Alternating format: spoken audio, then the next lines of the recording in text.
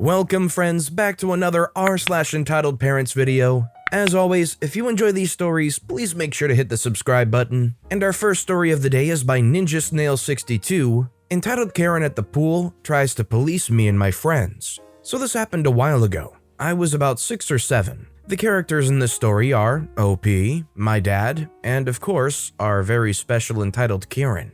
My dad and I decide to go to the pool just to swim around and play with our friends, friend 1 and friend 2. We horse around for a bit, not going into the pool, but running around playing tag a couple of feet away from the deck, basically in the grass. So then I see a woman holding her son, whom we'll call entitled child, walking over to us. The entitled Karen said, "Haven't you boys read the rules? No running on the deck." Friend 1 said, "But we're not playing on the deck, we're in the grass." Entitled Karen said, "Did you hear me? I said no playing on the deck." At this point, her little crotch goblin of a son bolts out of her arms and runs toward the deck. He then pushes another kid into the pool and runs right along the deck. We're shocked by now, and my dad, hearing the commotion, comes over. Dad says, "What's going on here?" Entitled Karen said, "Your children are horsing around near the deck. That's not allowed." Dad said, "I think if they're playing in the grass, which is 4 meters away from the deck, that's fine. If, however, your son pushes someone into the pool and then starts running near the deck, I have to say that's not fine."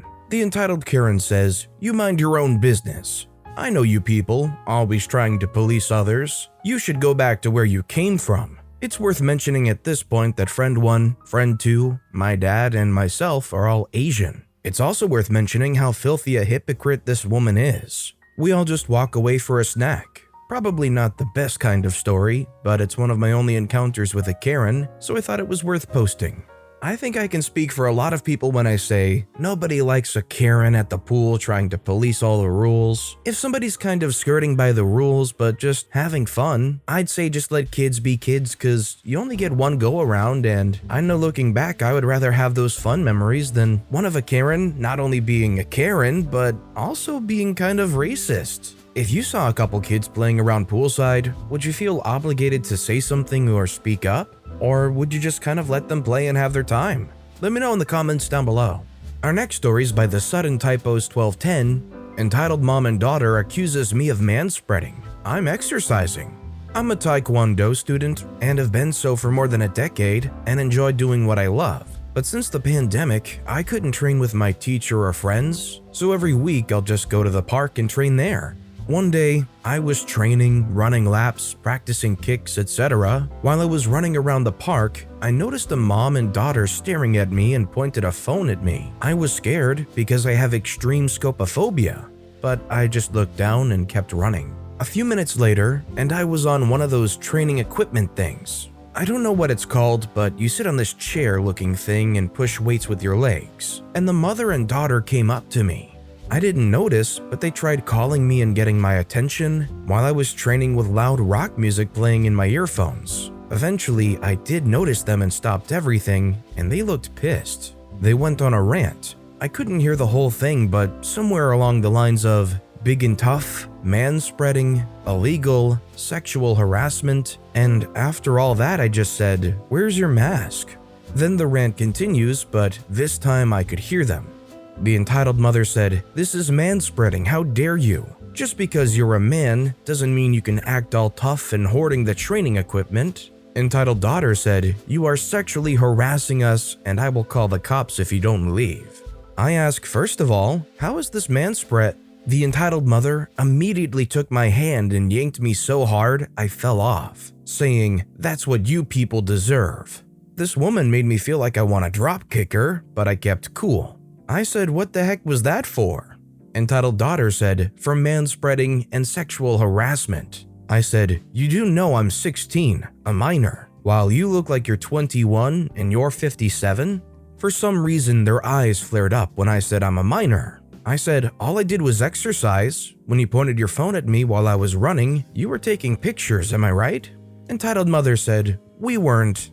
I said, "Then you proceeded to grab me and pull me until I fall. If I call the police, they'll arrest you for preying on a minor and assault on a minor. Do you really want that?"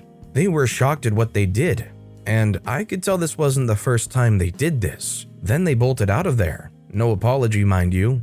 After that, I just went home. They killed my mood to exercise anyways. Is it weird of me to think this, but I feel like this might be some kind of attempt at extorting somebody? This mom and daughter team kind of hang around, pick off what seems maybe like an easy target, and then they can confront them as a team and maybe do something that can extort them out of just paying them to keep silent. Maybe that's too Hollywood, I don't know, but I kind of get that vibe from this. This next story is by Mighty Waffle Man, entitled Mother is Racist When I Ask Her to Stop Taking Bowling Balls. Alright, so I live in the UK. A few days ago, some restrictions were lifted, including going to bowling alleys. I'm a broke student, so I work part-time at the bowling alley to keep things afloat. The bowling alley has a rule that you can only take a bowling ball from your side of the returning machine because they don't want families to be switching with another family's ball. Also, I'm black, that's important. So yesterday, I walked into work at 9, a little tired but fine. Everything was alright until just before my shift ended. So entitled mother comes in with her children, entitled kid 1 and entitled kid 2, and asks for a couple of games for all three of them. I didn't have any reason to be suspicious considering they looked like a completely normal family. So I got them the shoes they needed, told her the price, she grumbled a bit but still paid. So her children and her walked off to their bowling alley and started playing. About half an hour later, my shift ends, so I say bye to my boss before walking to my exit. On my way, I see entitled kid 1 and entitled kid 2 taking balls from the other side of the machine, and the family using that side seemed uncomfortable. So I walked up to the entitled family. I said, "Hey ma'am, can you only use your side of the machine? We don't want to spread germs to other families." Entitled mother said, "Why? I paid to use it." I said, "I apologize for any inconvenience, but it's just COVID rules." The entitled mother says, "Screw that, I paid for this." I say, "I'm sorry for any confusion, but you only paid to use your side of the machine." She says, "Yeah, but why?" I said, "Like I said before, COVID rules." She says, "Well, if you care so much about not spreading COVID, then why are your kind here?" I say, "Excuse me?" She says, "You heard me. What are you and the rest of the racial slur here?" I didn't know how to respond to that. A nice mom said, "That is disgusting, ma'am." A nice dad said, "I think you should leave." The entitled mother said, "Mind your own business." And it's not like I was lying. I just left, leaving them to argue, to get my manager. I got him from the staff room and walked back to the situation with him. Manager said, "What's the problem?" The entitled mother said, "Thank God, a manager. These two were verbally abusing me and my children." Nice mother and nice dad were too shocked to speak, so I spoke. I said, "We both know that didn't happen." The entitled mother said, "Also, your employee was extremely rude to me." I said, "You called me a racial slur." The manager asked, "Is that true?" The nice mom said she did. "Me and my husband are witnesses." The entitled mother said, "You have no proof." I say, "Check the cameras." Entitled mother went white but stayed in place. The manager said, "All right."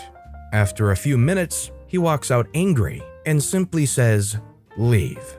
The entitled mother said, "Fine, but I'll never come back here again." And on that day, the bowling alley became a better off place because the entitled mother never returned. In fact, if anything, based on past history of knowing what entitled mothers do, they probably did come back even after saying, "I'll never come back here again." I think it's probably just their catchphrase. This next story is by Redone Turtles, entitled Mother Gets Her Parcels Delivered to My Home. This story is something that happened to me and my fiance fairly recently. We recently bought our first home together in a nice quiet area in the north of England. If you're not familiar with the British postal system, basically we get letters delivered through flaps on our front doors, and parcels that are larger than the letterbox get handed to us if we're in. If we're not, they get given to a neighbor and we can collect them later. If no one can take them, they get taken back to the depot where they sit or are returned to the sender. So last month, we were just sitting in our new home, and my fiance bought some clothes online for a local gym he wanted to join. I was in the house the day of the delivery, as I was expecting it, and I'm working from home. When the delivery lady arrived with the parcel, there were two. I thought nothing of it at first, and put it in the garage for my fiance to open later on. When he came back in from work, he rushes to open his delivery like it was Christmas. And to his surprise, the second parcel was not for him. It had our address on it, but no name. We were both confused at this point and thought it may be for one of the neighbors and they would collect it later. Time goes by and we get a note through the door that reads, "Hey, my son got his parcel delivered to your house. Call me on so-and-so so I can come collect it." Again, we thought it was a neighbor. My fiance called the number for a woman to answer and say she will be over shortly to collect the parcel. It turned out she lived across the town and her son chose our address to have it delivered to. We thought this was weird, but we assumed it must have been a mistake. Anyways, we thought that was the last of this, but the next day, I get 2 more parcels for this lady's son. Again, with no name, but with our address on the package. At this point, I'm thinking it was a mistake on their part, or possibly they used to live here. They come to collect their parcels, and all is well. But guess what? More and more parcels over the next week arrive for this lady's son. At this point, I'm starting to get really annoyed by this, as even though I work from home, I can't leave meetings constantly to collect parcels that aren't even ours. So the next day when the parcel lady comes, I just tell her sorry, this isn't for me, and you'll need to return it to the sender. So off she goes and takes the parcel back to the depot. A few hours later, I hear a knock at the door, and guess who? Entitled mother is standing there with her son. I hate confrontation, so my memory of the conversation is a bit hazy, but she was furious that we denied her parcel, and now she had to wait for it to be re-delivered. I told her she needs to get her parcels delivered to her own home, as it's weird and inconvenient for me. Like, I don't even know this lady? She then tells me it's easier for her to get them delivered to my home, as I'm always in, and she isn't. Now, maybe this would possibly be okay if I was friends with her and she had asked, but she lives across town and chose a random address for her parcels.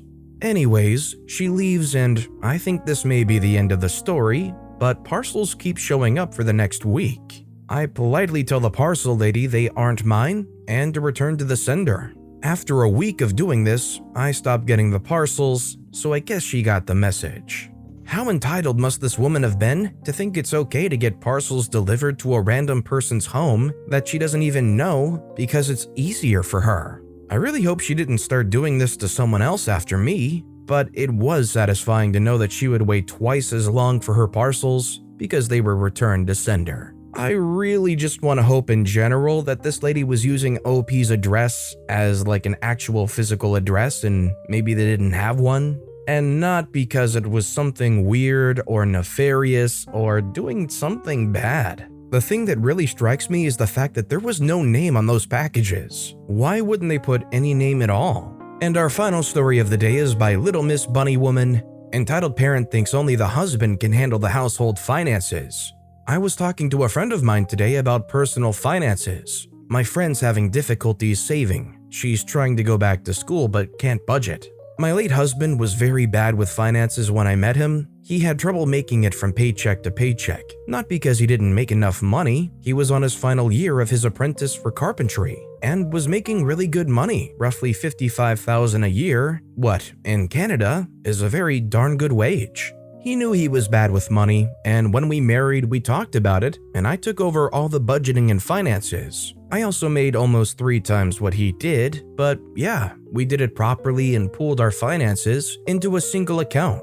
There was no your money and my money. We were a team. I just managed the money. He also had no credit whatsoever. So to help build credit, we managed it with a credit card, and we would put a limit for a month on it for spending money. Anything he wanted or needed would be purchased with the card, and the balance would be paid off before the billing period each month to not accrue interest. And we would do a bi-weekly grocery shop in cash. Also, we didn't have too many bills. We fully owned our home. The only bills were internet, power, water, basic stuff. This is around the first year of marriage. My husband still had some contact with his toxic family. His mother is a psycho. Well, she had come over to the house. She was trying to get my husband to pay for her to go on some casino gambling trip. My husband was already on the mindset of, heck no, but he was too sweet of a man to really come out and say no. He never wanted to come across as rude or mean, so he told her that he'll have to talk to me about it because I handle all the finances. Well, she did not like that answer one bit. In her mind, we were doing something wrong. She flipped out at him, trying to emasculate him because it's the man's job to handle all the household money, and basically, I should be a cooking slave. She told my late husband that that little, racist word for Asian, is hoarding all our money, that I'm going to steal it and go back to cross-eyed land. I remember he told me that was exactly what she said. One more thing about him, he had a hard time standing up for himself. He was just too gentle, but say one single negative word about me, well, he would turn into a savage beast.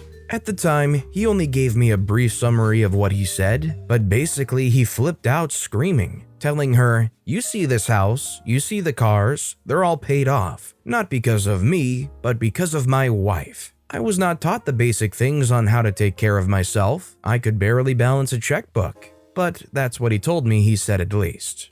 He never told me the comment she made after that, but it caused him to physically remove her from my house and tell her she is never welcome back in the front door again. It was pretty close to the final true never talk to you again moment, but that happened because of something unrelated to this. I think it's frustrating to hear that kind of thing about your partner from anybody, but hearing it from your own mother and having to accept that's the reality and treat them properly the way they deserve must be such a difficult thing. To me, it sounds like OP's husband was a pretty good guy. But with that being said, that's a wrap on another bunch of stories here today. As always, if you guys have any favorite videos of this bunch, let me know which one in the comments down below and why. And if you enjoyed the stories in general, if you could subscribe to this channel, it'd mean a lot to me. I make these videos daily, and it's by far and away the best way to support my channel. So no matter what you did, whether it was subscribing or liking, leaving a comment, I just appreciate the heck out of you guys. And as always, I'll be back tomorrow with even more stories right here on the Storytime channel.